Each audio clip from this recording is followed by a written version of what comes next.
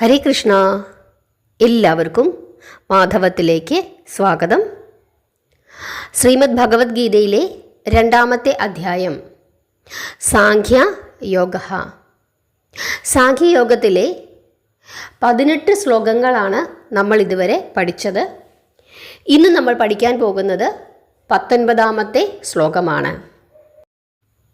ഇവിടെ കുരുക്ഷേത്ര യുദ്ധഭൂമിയിൽ യുദ്ധം ചെയ്യാൻ തയ്യാറല്ല, എൻ്റെ ജനങ്ങളെ എനിക്ക് വധിക്കുവാൻ സാധിക്കുകയില്ല, അങ്ങനെ വധിച്ചിട്ട് കിട്ടുന്ന രാജ്യം കൊണ്ട് എനിക്ക് യാതൊരു പ്രയോജനവുമില്ല, എൻ്റെ ഗുരുക്കന്മാരാണ്, എൻ്റെ ബന്ധുക്കളാണ്, യുദ്ധം സർവനാശമുണ്ടാക്കും, അവരെ വധിക്കുവാൻ എനിക്ക് സാധിക്കുകയില്ല, അങ്ങനെ കിട്ടുന്ന രാജ്യം കൊണ്ട് യാതൊരു പ്രയോജനവുമില്ല, അത് ദോഷമുണ്ടാക്കും, അത് അങ്ങേയറ്റം പാപമാണ്, അതുകൊണ്ട് എനിക്ക് യുദ്ധം ചെയ്യാൻ സാധിക്കുകയില്ല, എനിക്ക് രാജ്യം വേണ്ട, ഞാൻ തിരികെ കാട്ടിലേക്ക് പൊയ്ക്കൊള്ളാം എന്നു പറഞ്ഞ് തളർന്ന് തേർത്തട്ടിലിരുന്ന അർജുനനെ ഭഗവാൻ ഉപദേശിക്കുന്ന ഭാഗമാണ് നമ്മളിപ്പോൾ പഠിച്ചുകൊണ്ടിരിക്കുന്നത്.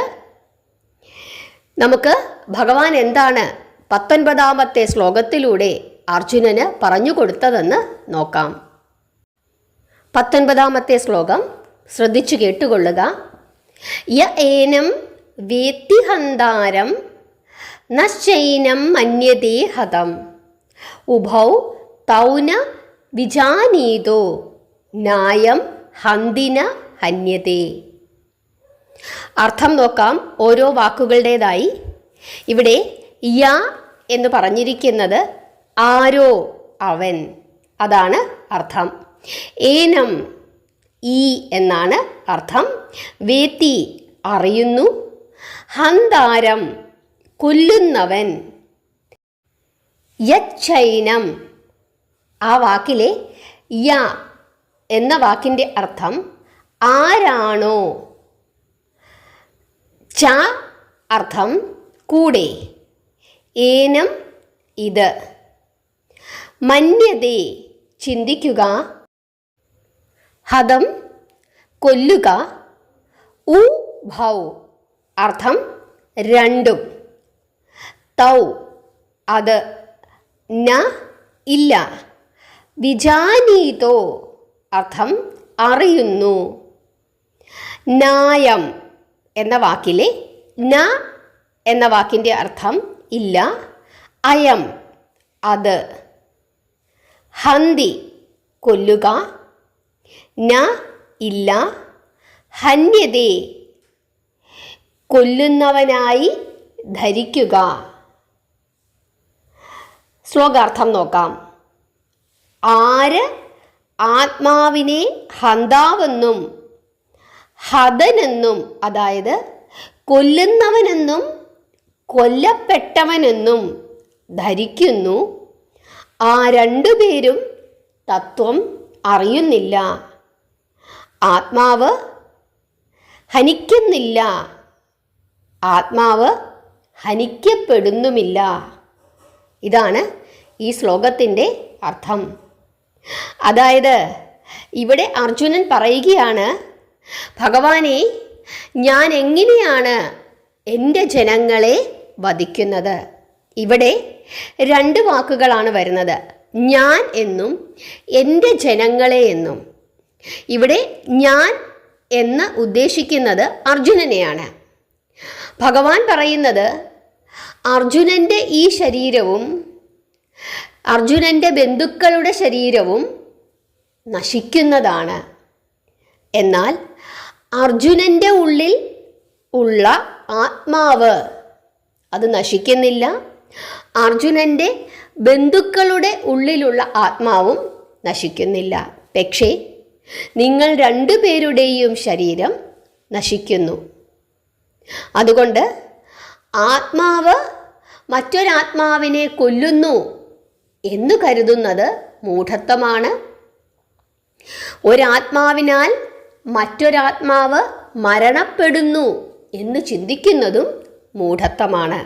അതായത് ശരീരത്തിനു മാത്രമാണ് നാശമുണ്ടാകുന്നത്, യാതൊരു കാരണവശാലും ആത്മാവിന് നാശമുണ്ടാകുന്നില്ല.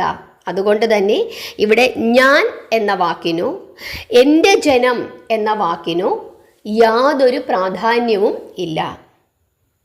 അർജുനൻ ദ്രോണാചാര്യരെ വധിച്ചാലും വധിച്ചില്ലെങ്കിലും ദ്രോണാചാര്യരുടെ ശരീരം നശിക്കപ്പെടുക തന്നെ ചെയ്യും.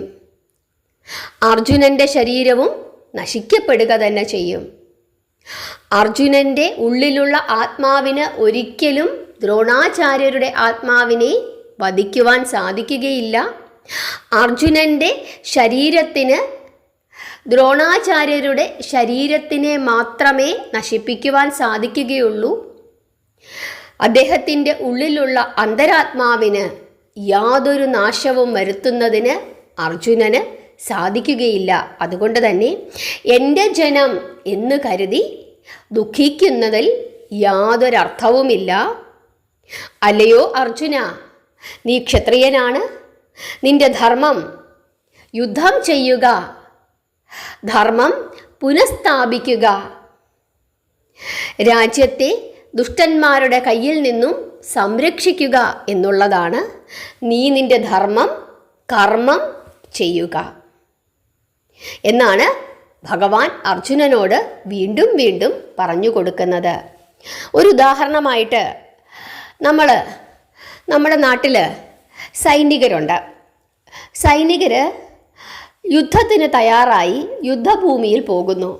അവിടെ വെച്ച് ഒരു സൈനികൻ തൻ്റെ ശത്രുപക്ഷത്തുള്ള ആളുകളെ വധിച്ചാൽ അത് ഒരിക്കലും കുറ്റമാവുകയില്ല. അതയാളുടെ കർമ്മമാണ്, അയാളുടെ ജോലിയാണ്. അതായത് യുദ്ധം ചെയ്തുകൊണ്ടിരിക്കുന്ന ഒരു സൈനികൻ യുദ്ധത്തിൻ്റെ ഭാഗമായി ശത്രുക്കളെ വധിച്ചാൽ അതൊരിക്കലും കുറ്റമല്ല, അത് അയാളുടെ കർമ്മമാണ്. എന്നാൽ യുദ്ധമില്ലാത്ത ഒരു സമയത്ത് അയാൾ മറ്റുള്ളവർക്ക് എന്തെങ്കിലും രീതിയിലുള്ള ബുദ്ധിമുട്ടുണ്ടാക്കിയാൽ, അയാൾ തിരിച്ച് നാട്ടിൽ വന്നതിന് ശേഷം ആരെയെങ്കിലും കൊന്നാൽ, അല്ലെങ്കിൽ എന്തെങ്കിലും തരത്തിലുള്ള ബുദ്ധിമുട്ടുണ്ടാക്കിയാൽ, അല്ലെങ്കിൽ തൻ്റെ സഹപ്രവർത്തകരെ ബുദ്ധിമുട്ടിച്ചാൽ അയാൾ ചെയ്യുന്നത് കുറ്റമാണ്. ഒരു കാര്യം വധിക്കുക അല്ലെങ്കിൽ കൊല്ലുക എന്നുള്ളത് രണ്ട് സാഹചര്യത്തിൽ രണ്ട് രീതിയിലാണ് നമ്മൾ കണക്കാക്കുന്നത്. ഒരു പട്ടാളക്കാരന് മറ്റൊരാളെ കൊല്ലാൻ അധികാരമുണ്ട്. എപ്പോൾ മാത്രം? യുദ്ധം ചെയ്യുമ്പോൾ ശത്രുക്കളെ കൊല്ലാനുള്ള അധികാരമുണ്ട്.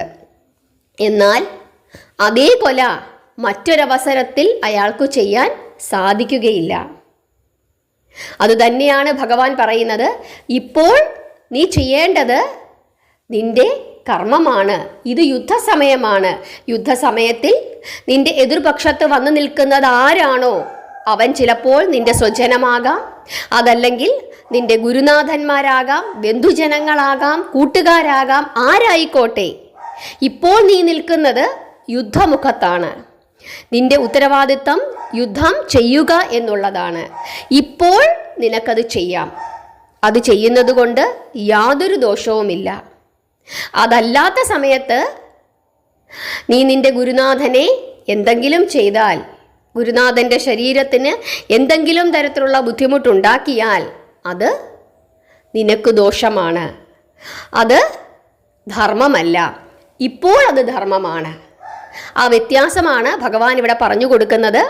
ശരീരത്തിന് നാശമുണ്ടാവുക തന്നെ ചെയ്യും. നിനക്കൊരിക്കലും യുദ്ധത്തിൽ നിന്റെ സ്വജനങ്ങൾക്ക് ഏതെങ്കിലും വിധത്തിലുള്ള നാശമുണ്ടാക്കാൻ സാധിക്കുന്നുണ്ടെങ്കിൽ അതവരുടെ ശരീരത്തിനോട് മാത്രമേ ചെയ്യാൻ പറ്റുകയുള്ളൂ. അവരുടെ ആത്മാവിനെ നിനക്കൊന്നും ചെയ്യാൻ സാധിക്കുകയില്ല.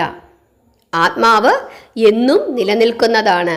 ഇന്ന് നീ അവരുടെ ശരീരത്തിന് കേടുവരുത്തിയാലും ഇല്ലെങ്കിലും അവരുടെ ശരീരം ഒരു നാൾ എന്തു ചെയ്യപ്പെടും? നശിക്കുക തന്നെ ചെയ്യും. അതുകൊണ്ട് ധൈര്യമായി നീ നിന്റെ കർമ്മം ചെയ്യാൻ വീണ്ടും വീണ്ടും ഭഗവാൻ അർജുനനോട് പറഞ്ഞു കൊടുക്കുന്നു. നമ്മളോടും അത് തന്നെയാണ് ഭഗവാൻ പറയുന്നത്. നമ്മളെല്ലാവരും നമ്മളിൽ ഏൽപ്പിച്ചിരിക്കുന്ന ഉത്തരവാദിത്തം, നമ്മുടെ കർമ്മം ഭംഗിയായി ചെയ്യുക. ഫലം ഈശ്വരൻ നിശ്ചയമായും നമുക്ക് തന്നിരിക്കും. എല്ലാവർക്കും ഈ ശ്ലോകത്തിൻ്റെ അർത്ഥം മനസ്സിലായി എന്ന് വിശ്വസിക്കുന്നു. നിങ്ങളുടെ അഭിപ്രായം പറയുക. ഇഷ്ടപ്പെട്ടെങ്കിൽ ലൈക്ക് ചെയ്യുക. നിങ്ങൾക്ക് മനസ്സിലാകുന്നുണ്ടോ? നിങ്ങളുടെ അഭിപ്രായങ്ങളൊക്കെ പറയണം. നാമം ജപിക്കണം, പ്രാർത്ഥിക്കണം. എല്ലാവരെയും ഭഗവാൻ അനുഗ്രഹിക്കട്ടെ. ഹരേ കൃഷ്ണ.